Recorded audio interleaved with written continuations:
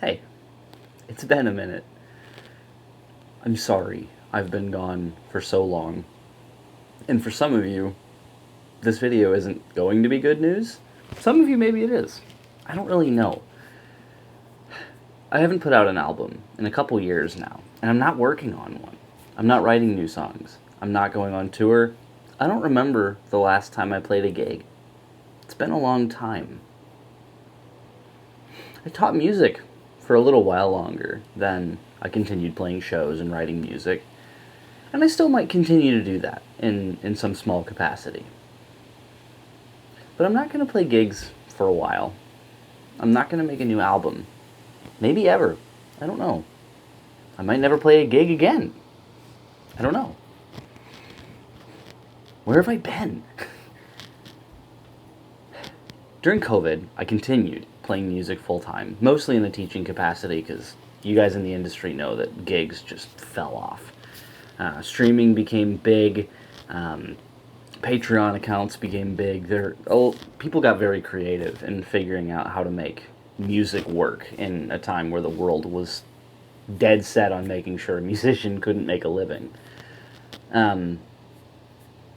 And I did. I taught music remote, which was really my lifeblood. I had side hustles to keep me afloat throughout all of COVID. And I always kind of thought, COVID just kind of burned me out because I couldn't do it the way I wanted to. I wasn't able to do the gig life during all of that. And I figured once COVID was over, things would just go back to how they were. That I would just start playing 150, 200-ish shows a year. I would go back to having 40, 50 students or so. I'm not going to pretend like I have precise numbers. It just didn't really happen, though. The gigs came back. I played shows, but I stopped emailing people looking for them. I just let them come when they came. And it was great that I had built a network for myself that allowed me to do that. I mean, what a dream. I did something that, so many singers and songwriters, guitarists like myself always wanted to do. I will be eternally grateful that I built that and that I got to do that. But now, here, after COVID, where life has largely gone back to normal, all of my friends are gigging again, all of my friends are playing shows just like they used to. Most of them. But a few of us haven't. And it's not because suddenly we couldn't get gigs anymore. It's not that people even stopped reaching out. A few people, like myself, that spark didn't quite come back. And that's not to say I don't have love for the time I spent in the music industry. I mean, again, I lived a dream. Every kid in their early 20s wishes they could do what I got to do. But I got a job. I got a really good job. Spent about 2 years working at a great little institution where I got to take care of horses and other animals, take care of a really beautiful plot of land. I got to coach a soccer team, which was a lot of fun for me. And I did that for about 2 years. And after I had a few injuries in that job, I was forced to leave it. I got another great job. Really great hours, gives me a ton of free time. And I kept thinking, music will come back. Music will come back. Just never did. That drive never returned. And I started to feel a little lost. Like, what does this mean for me? What is it I want? I always wanted to play guitar for a living. And now that I'm not doing that, and I'm not, bummed out about it, I don't feel like I'm missing anything, where do I go from here? And, I went through a couple phases of things, of other interests that I still love these things too. I went through a period of being really into outdoor activities, hunting, fishing, stuff like that. I went through other periods where I was interested in certain academic pursuits and things of that nature. I had an interest in politics for a little while, but none of that even really stuck. It wasn't until maybe a few months before I had to leave the job taking care of animals that, man, I had an epiphany. And you're going to have to bear with me here if this isn't your style, but I started praying again. Started reading my Bible again. This is something I hadn't really been doing in my early 20s. You know, I didn't make it a habit to go to church on Sundays. I didn't make it a habit to pray. I didn't make it a habit to do anything Christian, really. But I started to. And I did it more and more and more. And I'm a history nerd, and I started reading about the history of religion. And I had this idea that in my media background and, you know, working in entertainment and audio and visual, I had this idea, like, I'm going to make a series where I talk to religious leaders of all these different traditions and ask them the same set of questions that would kind of be like a hub that someone could go to. If they had questions about religious issues, they could go here and they could learn these things, and we could have a better understanding of each other's religions. And I started that project, and I had a few of these interviews, and they were amazingly edifying. I made some really good friends in those interviews. But one thing that happened was I started to look at myself, and I started to look at my own faith, my own Christianity. And,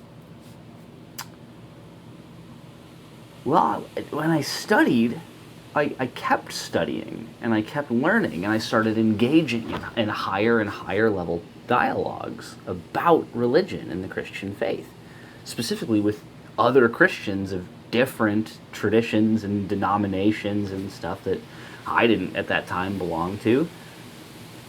And suddenly I'm like heading up a couple of different ministries. I'm interacting in apologetic circles. I'm writing a book all of a sudden. And it just kind of hit me, like, you know, even before like the book writing and stuff happened, it just hit me like I'm already teaching people about Christianity. I'm already used to kind of mentoring. Those of you who know me know that when I had all this time in the music industry, I loved taking younger dudes and helping build them up and getting them ready to be professional musicians like I was. So I had this kind of mentality of mentoring. I was already a teacher in teaching guitar lessons, so I already had that, and I just started to see like all these puzzle pieces, well, they started to fit together in a way that I never really thought they would. Well, this last year, I entered seminary. I'm studying to be a pastor. I run these ministries still, and it's what I spend most of my free time doing these days. I spend hours and hours and hours at a time doing deep theological and theological work and scholarly work on church history. I never thought I would end up at this point. So now, that's the future. And that's not to say I'll never make music again. In fact, I'm probably going to be operating as a director of worship at a church soon. So I'm not quitting music, we could say. But my focus is shifting to what I think is infinitely more important to anything else. And that's teaching people about Christ. And hopefully winning over some souls for his kingdom. That might not be your cup of tea. I know it's not everybody's. And I also don't expect you to want to listen to the guy that you've heard play guitar for the last 10 years or so talk about this stuff. That's not why you're here. I understand. I do. I would love it if you would have these conversations with me and follow me as I'm doing this. But, you know, of course, this is a music page, right? So I'm just going to put this out there so you know where I've gone and where I will be. And that does mean that it's going to be pretty empty here. Now, who knows? Maybe one day I'll put out Christian music. I don't know. It's not currently in the plans, but it could be the case. So that's it. You'll notice that both of my albums are no longer viewable on Spotify, Apple Music, all that stuff. They're still up on YouTube. I hope I can get those taken down. Not because I'm not proud of the music I've made. I actually think I did write a few good songs. I wrote some really bad ones too. But I think I had a couple winners in there. And I'll maybe eventually release those.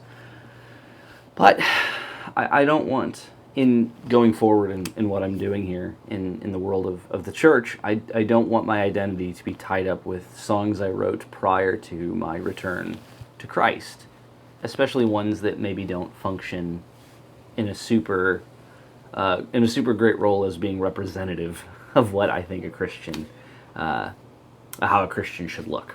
For example, some of my songs aren't exactly filled with Christian values and morals. So I might selectively re-release some of my songs in the near future, but for right now, they're gone, and that's okay. They weren't that great. You'll be fine. You can listen to someone else. Yeah, I just wanted to put this out there because it's been a while, and I've been on this path now for a while, and I don't want you to think I just fell off the face of the earth. Just want you to know where I'm going. So if you want to follow, you can see my new YouTube channel focused on pastoral care for Christians, specifically Christians who deal with mental issues, mental illnesses, in some cases addiction, things like that is what we're dealing with mostly in one of my main ministries. The other one is more apologetics focused, but I'm not going to make any of that public. But yeah, that's where I'm at. So it was good to talk to you again. It was good to put this out there, and who knows? We'll see what happens next. But in the meantime, God bless you. I will be praying for all of you, and hopefully I'll see you again soon. I don't know. Time will tell.